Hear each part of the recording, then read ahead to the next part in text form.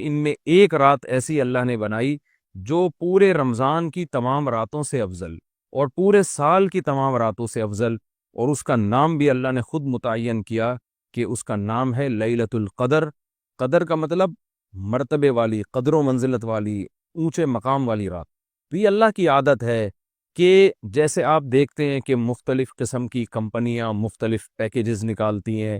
اپنی پروڈکٹ کو سیل کرنے کے لیے، لوگوں کو فائدہ پہنچانے کے لیے، خود پیسے کمانے کے لیے۔ اللہ کو ہماری ضرورت نہیں ہے ہماری عبادت کی، اللہ کو اس بات کی ضرورت نہیں ہے کہ ہم اس کی عبادت کریں تو اس کو کوئی فائدہ ہوگا، لیکن اللہ ہمیں فائدہ پہنچانے کے لیے، ہمیں عبادت کی طرف لانے کے لیے، ہماری تربیت کے لیے کہ یہ کسی طرح کسی بہانے آ جائیں۔ جیسے دیکھیں مارکیٹوں میں سیل لگتی ہے نا، چیزیں سستی ہو جاتی ہیں، کمپنی کا تو اس میں اپنا مفاد ہوتا ہے، تو غریب سے غریب آدمی بھی اس سیل کی وجہ سے سستے میں وہ چیزیں خریدنا شروع کر دیتے ہیں۔ تو اللہ تعالیٰ کا تو کوئی مفاد نہیں ہے ہم سے، لیکن اللہ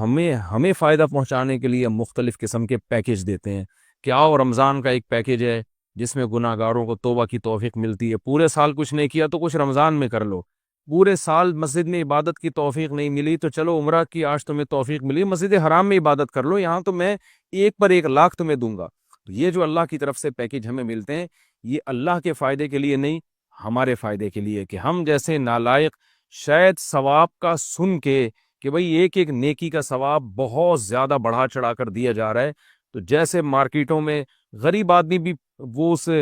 جو ہے پیکیج کی وجہ سے خریداری کے لیے پہنچ جاتا ہے، تو اسی طرح جو بھی آخرت کی لالچ رکھنے والے لوگ ہیں، اگرچہ وہ گناہگار ہیں لیکن اس پیکیج سے فائدہ اٹھانے کا اللہ ان کو موقع دیتا ہے۔ پورے سال کچھ نہیں کیا تو اب آؤ، میری طرف سے سیل لگی ہوئی ہے، میری طرف سے ایک ایک نیکی پہ لاکھوں نیکیاں دی جا رہی ہیں، آؤ میری طرف اور اس بہانے کچھ عبادت کر لو۔ تو عقل مند لوگ اللہ کی اس آفر سے فائدہ اٹھاتے ہیں، اللہ کی طرف سے پیش کردہ اس آفر سے، اور اللہ کی اس رحمت سے فائدہ اٹھاتے ہیں۔ تو وہ رحمت کیا ہے؟ قرآن نے اس رحمت کو بیان کیا کہ یہ جو لیلۃ القدر کی رات ہے یہ اللہ کی طرف سے اتنا بہترین پیکیج ہے کہ قرآن خود اس کا تذکرہ کرتا ہے، لیلۃ القدر خیر من الف شہر۔ فرمایا کہ اللہ کہہ رہا ہے کہ کسی نے 1000 مہینے عبادت کی، جو تقریباً 83 سال بنتے ہیں، تو 83 سال کی عبادت کا اجر ایک طرف اور اس ایک رات کی عبادت کا اجر ایک طرف۔ آپ بتائیے کتنا بہترین اللہ کی طرف سے یہ اللہ کی رحمت کا معاملہ ہے، اور اللہ کی طرف سے یہ کتنا بہترین پیکیج ہے، تو اتنا زیادہ اس میں ثواب۔ اور اللہ نے بتایا کہ یہ ایسی برکت والی رات ہے، 2 جگہ قرآن نے اس کا تذکرہ کیا، انا انزلناہ فی لیلۃ مبارکہ، کہ ہم نے اس رات میں قرآن کو نازل کیا اور یہ برکت والی رات ہے۔ ایک جگہ قرآن کہہ رہا ہے برکت والی رات، ایک جگہ قرآن کہہ رہا ہے قدر و منزلت والی رات، اور دونوں جگہ قرآن کہہ رہا ہے کہ ہم نے اس رات کی سلیکشن کی ہے قرآن کو نازل کرنے کے لیے۔ تو ایک فضیلت تو اس رات کی یہ ہے کہ اس میں عبادت کا اجر 1000 گنا بڑھ جاتا ہے۔ آپ 83 سال مسلسل عبادت کرتے رہیں اور اس ایک رات میں آپ عبادت کریں تو اللہ کی رحمت ہے کہ اس ایک رات کی عبادت کا ثواب 83 سال کی عبادت کے برابر ہو جائے گا۔ تو بہت ہی محرومی کی بات ہے کہ کوئی شخص اس رات کو سوتے میں گزار دے، اور علماء نے یہ بیان کیا ہے کہ جو بھی فضیلت والے دن یا فضیلت والی راتیں ہوتی ہیں ان میں جیسے عبادت کا ثواب بڑھ جاتا ہے، گناہ کا عذاب بھی اسی حساب سے کئی گنا بڑھ جاتا ہے۔ جیسے مسجد حرام کے بارے میں حدیث میں آتا ہے کہ ایک نماز 1 لاکھ کے برابر، لیکن قرآن کیا کہتا ہے؟ وَمَن يُرِدْ فِيهِ بِإِلْحَادٍ بِظُلْمٍ نُذِقْهُ مِنْ عَذَابِ السَّعِيرِ۔ مسجد حرام میں ظلم اور گناہ کا کوئی بھی معصیت جو ہے، گناہ ہے، اس کا عذاب بھی کئی گنا بڑھ جاتا ہے۔ اس لیے علماء کہتے ہیں کہ مسجد حرام میں ایک جرم وہ 1 لاکھ جرموں کے برابر ہے، مسجد حرام میں ایک چوری 1 لاکھ چوریوں کے برابر ہے، مسجد حرام میں ایک جھوٹ 1 لاکھ دفعہ جھوٹ بولنے کے برابر ہے۔ تو صرف نیکی کا ثواب نہیں بڑھتا، گناہ کا عذاب بھی بڑھ جاتا ہے۔ اسی طرح علماء کہتے ہیں کہ رمضان میں جیسے نیکی کا ثواب کئی گنا بڑھتا ہے، گناہ کا عذاب بھی کئی گنا بڑھتا ہے۔ جیسے مسجد میں نیکی کا ثواب بڑھ گیا، مسجد میں اگر آپ جرم کرتے ہیں، گناہ کرتے ہیں تو عذاب بھی بڑھے گا کہ اللہ کے گھر میں تم غلط کیسے کر رہے ہو۔ تو اسی طرح یاد رکھیے کہ لیلۃ القدر میں 3 قسم کے لوگ ہیں۔ ایک تو وہ لوگ جو عبادت کر کے اس رات کو قیمتی بناتے ہیں اور 83 سال کی عبادت اپنے کھاتے میں، اپنے اعمال نامے میں ڈال لیتے ہیں۔ ایک وہ لوگ ہیں جو محروم ہوتے ہیں، پوری رات سوتے رہتے ہیں، لیکن وہ بھی خوش قسمت ہیں کہ چلو عشاء کی نماز جماعت سے پڑھی، فجر کی جماعت سے پڑھی، کسی درجے میں ان کو بھی ثواب مل گیا، تراویح کی کچھ رکعتیں پڑھ لی جتنی اللہ نے توفیق دی۔ یہ وہ لوگ ہیں جنہوں نے اس رات کو بہت حد تک ضائع کر دیا، لیکن خسارے والا کام انہوں نے نہیں کیا۔ خسارے والے وہ لوگ ہیں جو اس رات میں بھی گناہ نہیں چھوڑتے، ڈرامے دیکھ رہے ہیں، فلمیں دیکھ رہے ہیں، غیبتیں کر رہے ہیں، اور عشاء کی نماز جماعت سے نہیں پڑھ رہے، گناہ کر رہے ہیں، فجر کی نماز جماعت سے نہیں پڑھ رہے، تو یہ بدبخت لوگ ہیں۔ تو خوب یاد رکھیے کہ لیلۃ القدر میں جیسے عبادت کا ثواب بڑھتا ہے، ایسے ہی گناہ کا عذاب بھی کئی گنا زیادہ بڑھ جاتا ہے۔ اور یہی حکمت ہے، علماء بیان کرتے ہیں کہ رسول اللہ صلی اللہ علیہ وسلم نے ہمیں یقینی طور پر لیلۃ القدر کی رات متعین کر کے نہیں بتائی۔ آپ نے یہ فرمایا کہ طاق راتوں میں تلاش کرو، آخری عشرے میں تلاش کرو، وہ رات اسپیسیفک متعین نہیں کی۔ اس میں یہی حکمت علماء بیان کرتے ہیں کہ اگر وہ رات متعین کر دی جاتی اور پھر اس رات میں کوئی پوری رات سو کے ضائع کرتا تو اللہ کی اس پر حجت تام ہو جاتی۔ اللہ کہتے تجھے تو پتا تھا کہ آج لیلۃ القدر کی رات ہے، تو نے آج گناہ کیسے کیا، تو نے اس رات کو ضائع کیسے کیا، تو اور زیادہ عذاب آ سکتا تھا۔ ایسا نہ ہوتا کہ دنیا میں ہی عذاب آ جاتا۔ تو اس لیے اللہ نے اس کو مخفی کر دیا، کہ تھوڑا سا کنفیوژن میں ڈال دیا، کہ تاکہ اس میں اگر کوئی اس رات کو ضائع کرتا ہے تو اس کو یقینی طور پر افسوس نہ ہو، کہ ہو سکتا ہے وہ یہ سوچے شاید آج کی رات نہ ہو، بلکہ ہو سکتا ہے کل یا پرسوں کی رات لیلۃ القدر ہو جائے۔ ایک حکمت تو علماء یہ بیان کرتے ہیں۔ دوسری حکمت یہ بیان کرتے ہیں کہ اگر لیلۃ القدر کی رات متعین کر دی جاتی اور اس رات اتفاق سے کوئی سوتا رہ جاتا، بیماری کی وجہ سے عبادت نہ کر پاتا،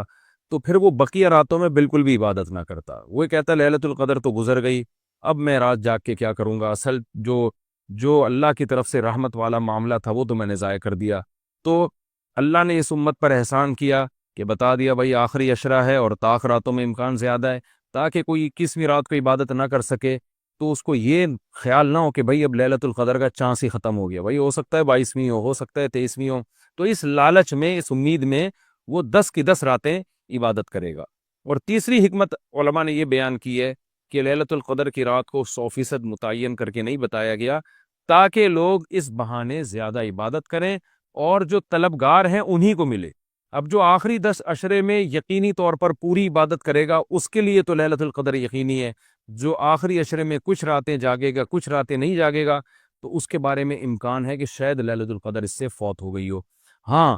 طاق راتوں میں جو عبادت کرے گا، تمام طاق راتوں میں 21ویں میں، 23 میں، 25 میں، 26ویں، 27ویں رات، 29ویں رات، تو اس کے بارے میں بھی امکان ہے کہ وہ لیلۃ القدر کو پالے گا۔ تو اللہ تعالیٰ یہ چاہتے ہیں کہ جو پورے آخری عشرے میں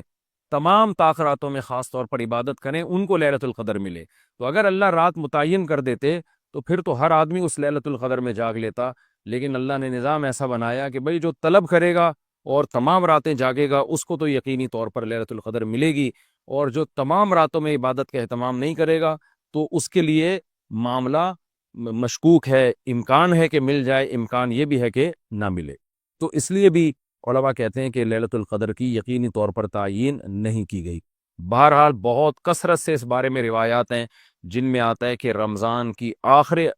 کے آخری عشرے میں اور رمضان کی طاق راتوں میں خاص طور پر آپ صلی اللہ علیہ وسلم نے فرمایا کہ لیلۃ القدر کو تلاش کرو۔ تو ہمیں لیلۃ القدر میں کرنا کیا ہے؟ اس میں کچھ بدعتیں بھی پھیلی ہوئی ہیں، جتھے بنا کے مسجدوں میں جانا اور اجتماعی عبادتیں کرنا، یہ تمام چیزیں اسلاف سے ثابت نہیں ہیں، اور ان کو دین سمجھ کے کریں گے یہ بدعت ہو جائیں گی، سنت سے دور ہیں یہ سب چیزیں۔ انفرادی عبادت ہونی چاہیے، نماز کا کوئی الگ سے مخصوص طریقہ ثابت نہیں ہے لیلۃ القدر کی رات میں، جو طریقے سے عام آپ نمازیں پڑھ رہے ہیں وہی اسی طریقے سے، یہ نہیں کہ پہلی رکعت میں یہ صورت دوسری میں یہ صورت، یہ تمام چیزیں لوگوں میں پھیلی ہوئی ہیں، یہ بدعت ہے، ان کا حقیقت سے سنت سے کوئی تعلق نہیں ہے۔ تلاوت کریں، دعائیں مانگیں اور تہجد کی نماز پڑھیں، جتنے نوافل اللہ آپ کو توفیق دیتا ہے، آپ جیسے عام معمول ہے نوافل پڑھنے کا اسی طرح پڑھیں، اور بہتر ہے گھر میں عبادت کریں۔ گھر میں اگر مشکل ہو رہی ہے تو مسجد میں بھی جا سکتے ہیں، لیکن نوافل گھر میں پڑھنا یہ مسجد میں پڑھنے سے زیادہ افضل ہے۔ مسجد میں شور شرابہ کرنا، لیلۃ القدر کے نام پہ جتھے بنا کے بیٹھنا، پھر لیلۃ القدر کی رات پہ پوری رات پروگرام چلنا مسجدوں میں، یہ سب چیزیں لوگوں کو عبادت سے غافل کرنے والی ہیں۔ بیان بھی ہونے چاہیے مختصر، آدھا گھنٹہ ہو گیا، 1 گھنٹہ ہو گیا، باقی وقت عبادت میں لگانا چاہیے۔ دوسری بات یہ کہ اتنی کثرت سے عبادت کرنا کہ آپ کا دماغ ہی خراب ہونا شروع ہو جائے، نیند سے حالت خراب ہو جائے، تو یہ بھی ٹھیک نہیں ہے۔ کچھ دیر آرام بھی کرنا چاہیے تاکہ جتنی عبادت ہو وہ طبیعت میں نشاط کے ساتھ اور فریشنس کے ساتھ ہو، آپ اس میں ٹینشن میں نہ آ رہے ہوں۔ اور ایک اہم بات یہ بھی ہے کہ اصل عبادت گناہ چھوڑنا ہے۔ آپ صلی اللہ علیہ وسلم نے لیلۃ القدر میں ہمیں جو دعا سکھائی ہے، اس دعا کا مفہوم بھی یہی ہے۔ صحیح حدیث میں دعا آتی ہے کہ لیلۃ القدر میں یہ دعا مانگو، اللہم انک عفو تحب العفو فاعف عنا، اے اللہ تو سراپا معافی ہے، معافی کو پسند کرتا ہے، ہمارے گناہوں کو معاف کر دے۔ اس سے پتہ چلتا ہے کہ لیلۃ القدر میں نبی ہمیں یہ سکھا رہے ہیں، یہ سمجھا رہے ہیں کہ گناہوں سے توبہ کرنی ہے، معافی مانگنی ہے۔ ظاہر ہے جس جرم سے معافی مانگی جاتی ہے تو اسی بیس پہ مانگی جاتی ہے نا کہ آئندہ آپ چھوڑنے کا عہد کر رہے ہو۔ آپ نے کسی کا دل دکھایا، کسی کو ٹینشن دی، اب آپ اس سے سوری کر رہے ہیں، وہ کہتے ہیں ٹھیک ہے آئندہ ٹینشن نہیں دینا، آپ کہتے ہیں دوں گا تو میں آئندہ بھی تمہیں ٹینشن، تو وہ کہے گا پھر یہ تو معافی نہیں، یہ تو معافی کے نام پہ مذاق ہو گیا بھائی۔ تو نبی جو ہمیں دعا سکھا رہے ہیں اس میں اصل بتا رہے ہیں کہ لیلۃ القدر کی رات میں اللہ سے دعائیں مانگ کر توبہ کرنی ہے۔ تو اس رات میں آپ عبادت کریں، اللہ سے دعا مانگیں، اور دعا کیا مانگیں کہ اللہ جو گناہ ہماری زندگی میں ہیں ان سے ہم توبہ کرتے ہیں اور آئندہ ہمیں ان سے بچنے کی توفیق عطا فرما۔ گناہ کیا ہے؟ نمازوں کا قضا کرنا، داڑھی کاٹنا، خواتین کا بے پردگی کرنا، اور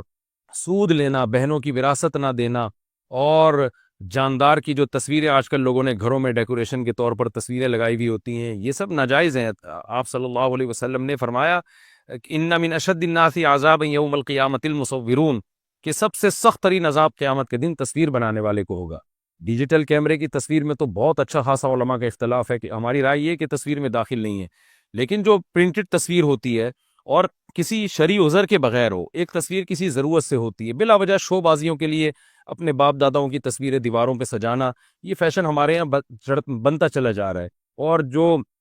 بت بنے ہوئے ہوتے ہیں تصویر کے نام پہ، وہ بھی اسلام میں حرام ہے۔ تو ان سب چیزوں سے ہمیں لیلۃ القدر میں توبہ کرنی ہے، شراب سے، زنا سے، بدنظری سے، والدین کی نافرمانی سے، رشتہ داری توڑنے سے۔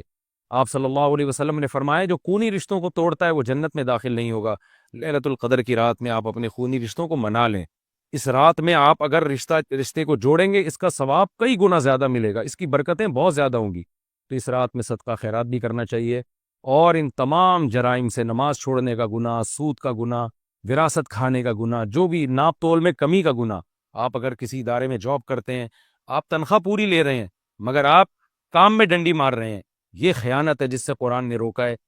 یہ بھی ایک جرم ہے، اس جرم سے بھی ہم نے اس رات میں توبہ کرنی ہے۔ اگر کوئی کرایہ دار مالک مکان کے گھر کو امانت کے طور پہ استعمال نہیں کرتا، یہ بھی امانت میں خیانت ہے۔ اور اگر مالک مکان کرایہ دار کو تنگ کرتا ہے، یا کرایہ دار مالک مکان کو ٹائم پہ کرایہ نہیں دیتا، یہ بھی جرم ہے جس کو قرآن بیان کرتا ہے امانت میں خیانت۔ تو جہاں بھی دو آدمیوں کا معاملہ ہو رہا ہے اور اس میں آپ ڈنڈی مار رہے ہیں، یہ بہت بڑا جرم ہے۔ قرآن میں اہل جنت کی یہ صفات بیان نہیں کی گئی ہیں۔